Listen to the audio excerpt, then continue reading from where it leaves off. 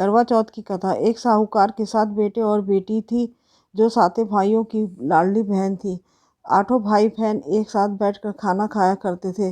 कार्तिक की चौथ आने पर बहन के करवा चौथ का व्रत रखा। जब 7 भाई बहन खाना खाने लगे तो बहन को भी खाने के लिए बुलाया।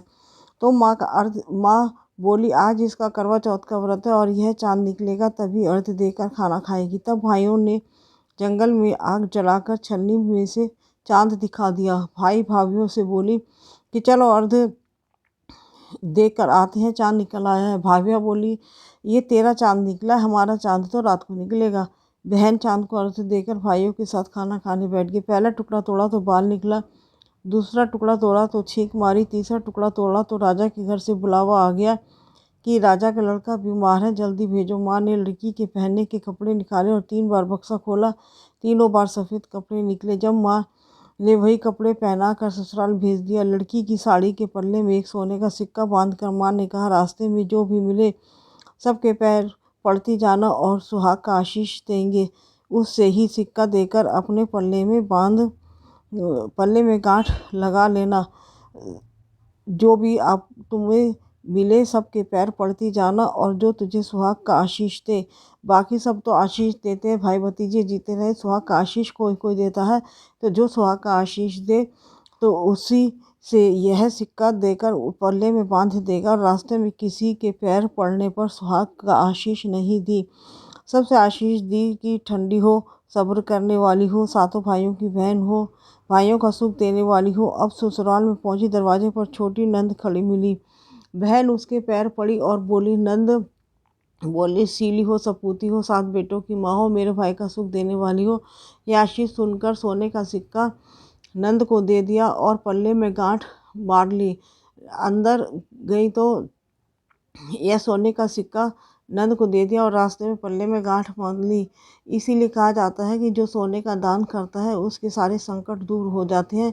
यही कारण है कि अपने मान पक्ष में सोने का सिक्का दान किया जाता है। यह कोई सोने की चीज़ दान की जाती है तो जितनी भी विघ्न बाधाएं होती हैं, अच्छे से अच्छी संकट सब दूर हो जाते हैं। पुराने ज़माने से रीत चली आई है। अंदर गई तो सासू जी ने कहा, आकर देखा कि पति मर चुका है। अब वह उसे लेकर कोठरी में पड़ी रही और उसे सेवा करती रही। सास सासियों के साथ बची कुची रोटी भेज देती। इस प्रकार से पति की सेवा करते करते 1 साल हो गया। करवा चौथ का व्रत आया। सारी पड़ोसन ने नहा धोकर करवा चौथ का व्रत करा। सब सिर हाथ धोकर मेहंदी लगाई, चूड़ियाँ पहनी और सबसे बोली, मैं कैसे करूं? तो पड़ोसन बोली, चौथ माता की कृपा से सब ठीक हो जाएगा। पड़ोसन के कहने पर बहू ने भी व्रत रखा। थोड़ी देर के बाद करवे बेचने वाली आई। करवे ले लो, करवे ले लो, भाइयों की प्यारी बहन करवे ले लो, एक दिन चांद उगवानी करवा ले लो, ज़्यादा भूख लगने वाली करवा ले लो। बहू ने आवाज़ लगाई, एक करवे वाली, मेरे को करवे दे जा। करवे वाली कहने लगी, मेरी दूसरी बहन आवेगी तो करवा देगी।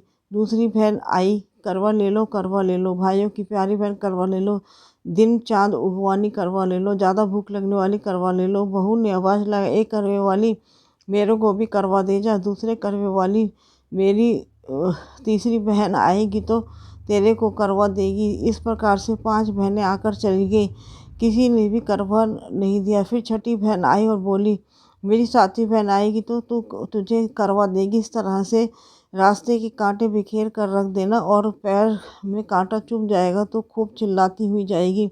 तब तू लेकर सुई बैठ जाना और उसके पैर का कांटा निकाल देना और उसके पैर को छोड़ना मत। कांटा निकालने के बाद तुझे आशीर्वाद देगी कि तू मुझसे करवा मांग लेना। तुझे करवा देकर जाएगी, तब तू उद्यापन करना, जिससे तेरा पति अवश्य जीवित हो जाएगा और अच्छा हो जाएगा।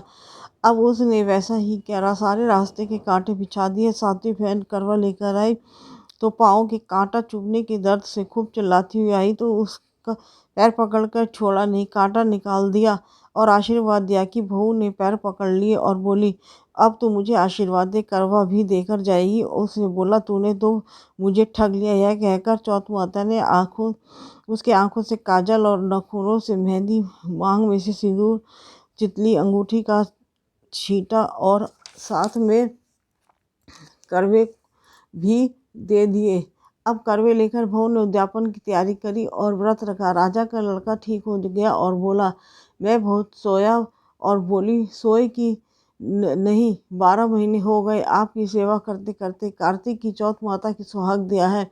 उसका पति बोला, चौथ माता का उद्यापन करो। चौथ माता की कहानी सुनी, उद्यापन कर खूब सारा चूरमा बनाया। जिम कर वे दोनों चौपड़ खेलने गए। इतने में चांद उसकी बांधी तेल की बनी हुई पूरी सब्जी ले आई।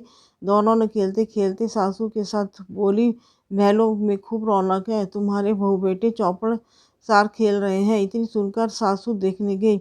दोनों को देखकर बहुत खुश हुई। सासू ने के पैर छूकर बहू दबाए, पैर छूकर सासू के पैर दबाए और सासू बोली, बहू सच सच बता तूने क्या किया। उसने सारा हाल अपनी सासू माँ को बता दिया कि राजा ने सारे शहर में ढिंडोरा पिटवाया और अपने पति के जीवन के लिए सब बहनें करवा चौथ का व्रत रखे।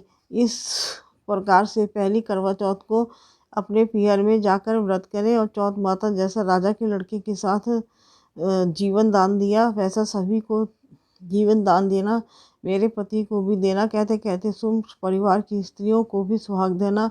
इसके बाद विनायक जी की कथा भी सब सुने। करवा चौथ की कहानी के साथ कोई भी गणेश जी की कहानी आप ज़रूर सुने। अकेली कहानी कभी नहीं सुननी चाहिए। विनायक जी की कहानी भी मेरे चैनल पर मिल जाएगी।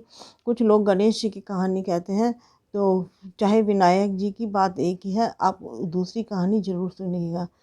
सभी बहनों और माताओं को करवा चौथ की बहुत बहुत ढेर सारी बधाइयाँ हों। सबका सुहाग बना रहे, सबका परिवार खुशहाल रहे। पहली आई जिस पे किसी को ना आई हो, बाद में आई वैसे सबको आई हो।